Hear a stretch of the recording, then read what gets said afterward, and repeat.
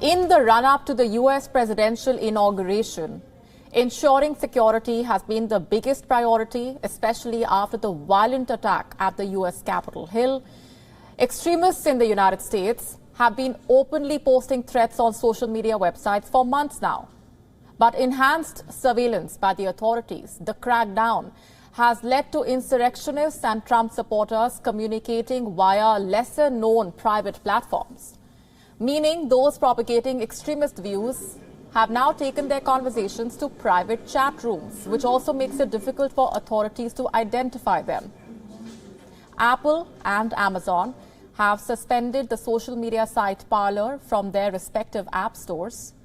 The platforms admitted that adequate measures were not taken against content that could potentially incite violence. And this has pushed some of the users to opt for private platforms like Telegram and MeWe. In the ensuing week of the Capitol Hill attack, 1.2 million people downloaded Telegram from Apple and Google Play stores. This marks a 259% increase in downloads when compared to the previous week, 259% increase. More than 800,000 people in the US downloaded MeWe in the week after the attack. This marks a 697% increase in downloads. A MeWe spokesperson, David Westreich, said, and I'm quoting, "The company has frequent membership spikes. Only a small fraction of the hundreds of thousands of public groups on the platform dealt with politics. MeWe's terms of service were designed to keep out the lawbreakers, haters, bullies, harassment, and violence inciters." The Federal Bureau of Investigation has received nearly 100,000 digital media tips. This is related to potential unrest that could take place during Joe Biden's presidential inauguration ceremony on the 20th of January.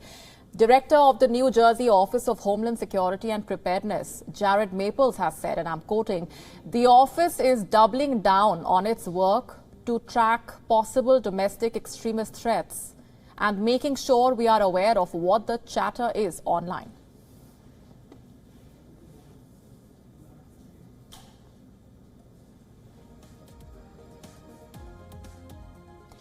And our correspondent, Susan Tehrani, is joining us from New York for more on that. Hi, Susan. Ensuring security offline in the run-up to the inauguration ceremony is closely linked to what's happening online, with the far-right groups now switching to those lesser-known platforms. Tell us more about the measures that the authorities are taking.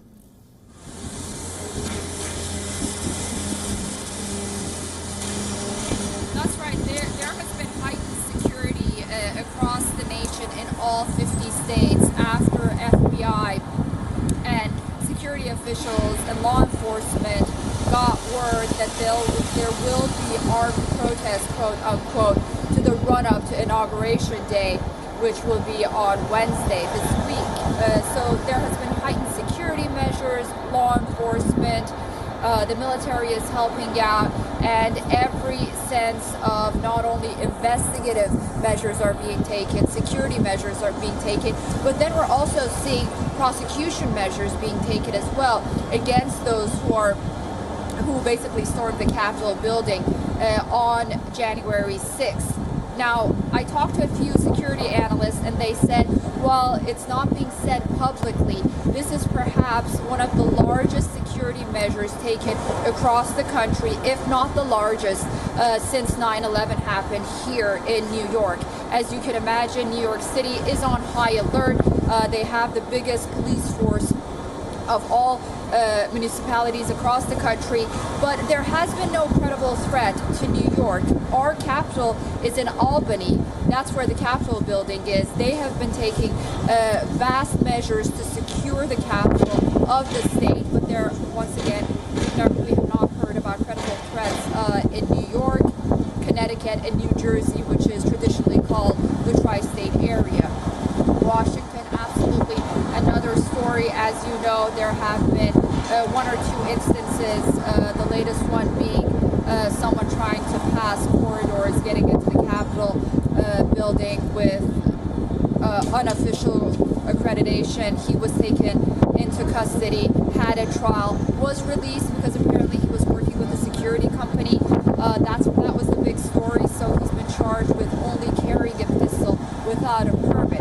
In LA, we had a Humvee being stolen in the early hours of this morning. Officials and FBI agents are looking for that. They're not saying right now if that's a credible threat.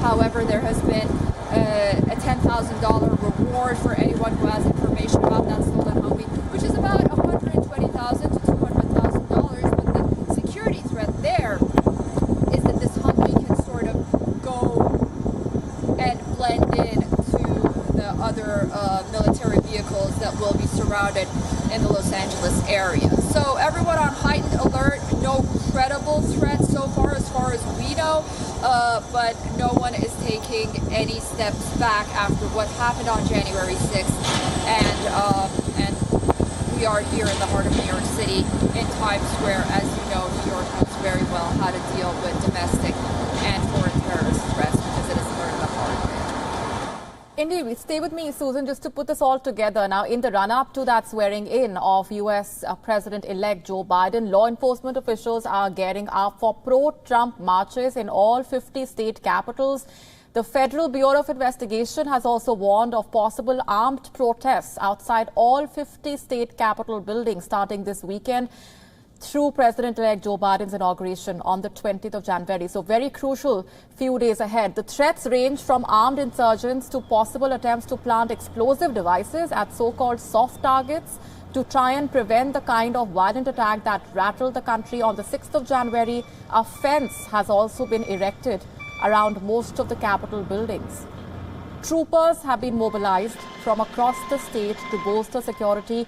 Washington is beginning to resemble an armed camp with more than 25,000 guards due in the city by early next week. Michigan, Virginia, Wisconsin, Pennsylvania, Washington, among the states that have activated their National Guards to strengthen security measures. Texas to close its capital through Inauguration Day. Officials have a lot of their focus on Sunday when the anti-government Boogaloo movement has planned to hold rallies in all 50 states. The FBI is also offering a $10,000 reward for a military Humvee which was stolen on Friday. It is a green camouflage combat vehicle worth $120,000. A heavily armed man has been arrested at a security checkpoint near the U.S. Capitol building. The man from Virginia was taken into custody after police found him with a handgun and more than 500 rounds of ammunition, shotgun shells and a magazine for the gun. Reports say he tried to pass through the checkpoint using fake inaugural credentials. Residents of the U.S. Capitol find the security build-up jarring, and for them, the heavy military presence in the city makes it feel like a ghost town.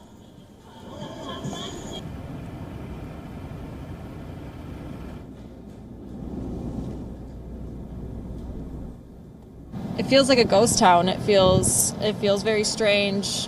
The last time that we were here a week ago, there were still plenty of cars. It's a very busy street, and it just feels very bizarre. It feels like a ghost town.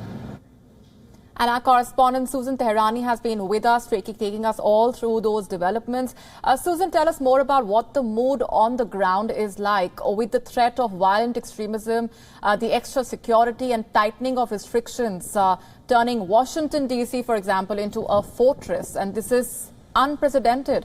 Even airlines are adopting security measures stricter than post 9/11 on flights to Washington, D.C.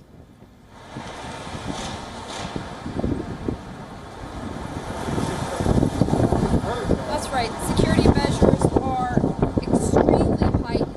As I mentioned, according to some security officials, perhaps the most heightened since 9/11. And the reason for that is because there have been some credible and uncredible threats, perhaps after the January 6th attack. But I noticed that you had a soundbite of someone saying that it really is a ghost town and where they were. Well, here we are in the heart of New York City, Times Square, on a weekend, on a Sunday. And if I just step aside, you'll see behind me that seldom, during COVID, have I ever seen Times Square so empty. Not a lot of police cars around here, but I guess this signifies the fact fact that there hasn't been a lot of traveling during this weekend, and perhaps people have decided to stay home themselves. Now, New York City is not a state capital, but it is a hub, so it's very important to have heightened security around here. We have 350,000 law enforcement, and that's probably the highest in any municipality across the country. You mentioned 25,000 U.S. troops being deployed to Washington, D.C. Definitely unprecedented. To put that into perspective, that is 5 times the number of U.S. troops being stationed in Iraq and Afghanistan. Right, we're going to leave it there for the moment. Susan, thanks very much for helping us. WION now available in your country. Download the app now. Get all the news on the move.